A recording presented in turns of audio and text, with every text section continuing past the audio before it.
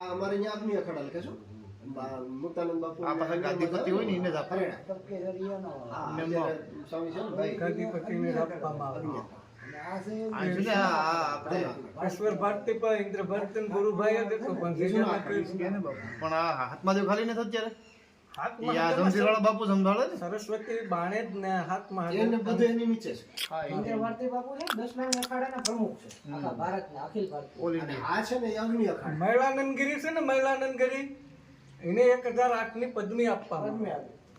આવી. બરાબર એ બાપુ સરદાર નામે. તો એમાં પાછા અલગ અલગ હોય. હા 10 નામની અગ્નિ અખાડા. અત્યારે તો હવે અગ્નિ અખાડા ભેગા તો છે ને કિન્નર અખાડાના પણ 10 નામ. મહામંડલેશ્વર 10 નામમાં સમજી લો ને બધા બધા અગ્નિ અખાડા ને બધા નાગારી હોય નાગારી હોય. હા નાગા સાધુમાં હવે તો બહુ બધા અખાડા. હા. હાથ કરો એટલે આપણને તો હળવું ન હોય.